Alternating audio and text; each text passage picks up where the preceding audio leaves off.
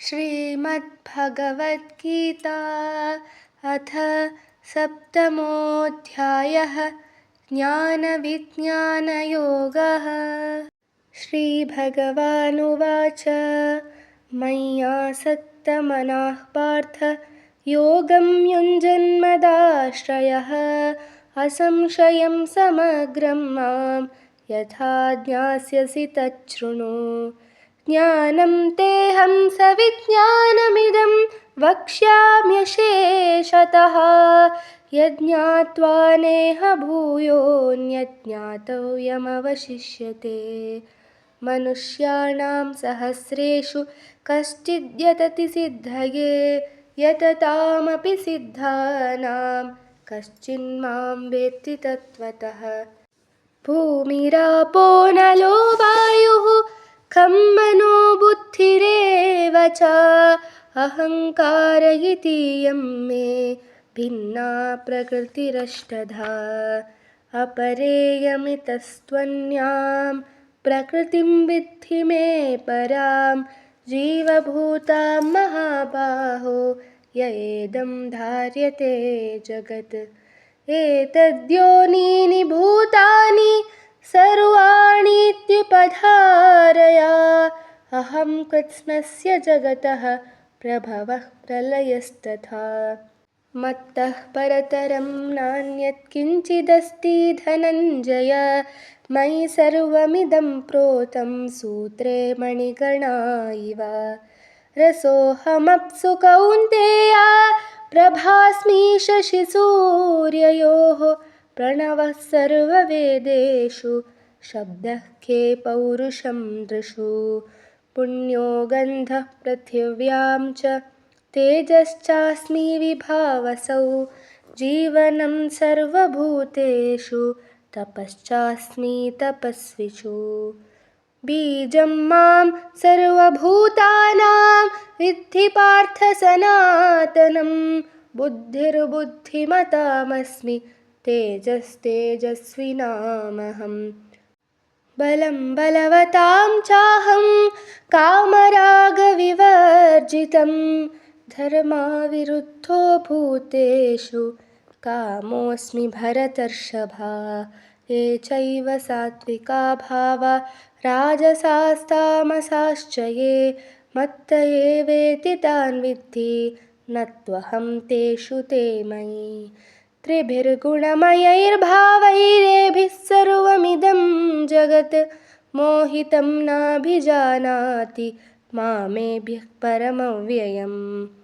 दैवी ह्येषा गुणमयी मम माया दुरत्यया मामेव ये प्रपद्यन्ते मायामेतां तरन्ति ते। न मां दुष्कृतिनो मूढाः प्रपद्यन्ते नराधमाः माययापहृतज्ञाना आसुरं भावमाश्रिताः।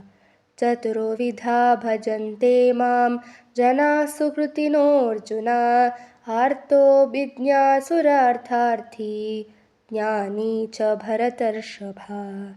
तेषां ज्ञानि नित्ययुक्ता एकभक्तिर्विशिष्यते प्रियो हि ज्ञानिनोत्यर्थमहं स च मम प्रियः। उदाराः सर्व एवैते ज्ञानी त्वात्मैव मे मतम् अवस्थितः स हि युक्तात्मा मामेवानुत्तमं गतिम्। बहूनां जन्मनामन्ते ज्ञानवान् मां प्रपद्यते वासुदेवः सर्वमिति स महात्मा सुदुर्लभः। कामैस्तैस्तैर्हृतज्ञानाः प्रपद्यन्तेऽन्यदेवताः तं तं नियममास्थाय प्रकृत्या नियताः स्वया। यो यो यां यां तनुं भक्तः श्रद्धयार्चितुमिच्छति तस्य तस्याचलां श्रद्धां तमेव विदधाम्यहम्। सतया श्रद्धया युक्तस्तस्याराधनमीहते लभते च ततः कामान् मयैव विहितान् हितान्।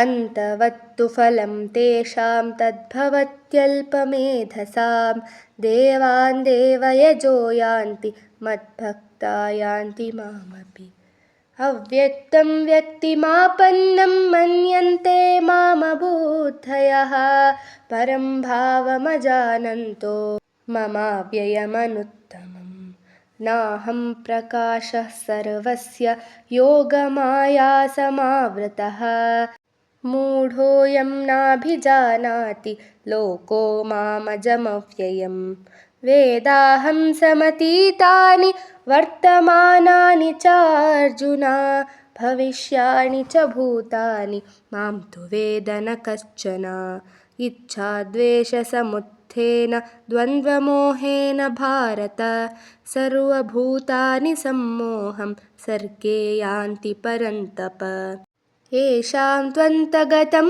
पापं जनानां पुण्यकर्मणां ते द्वन्द्वमोहनिर्मुक्ता भजन्ते मां दृढव्रताः जरामरणमोक्षाय मामाश्रित्य यतन्ति ये ते ब्रह्म तद्विदुः कृत्स्नमध्यात्मं कर्म चाखिलं साधिभूताधिदैवं मां साधियज्ञं च ये विदुः प्रयाणकालेऽपि च मां ते विदुर्युक्तचेतसः इति श्रीमद्भगवद्गीतासु उपनिषत्सु ब्रह्मविद्यायां योगशास्त्रे श्रीकृष्णार्जुनसंवादे ज्ञानविज्ञानयोगो नाम सप्तमोऽध्यायः।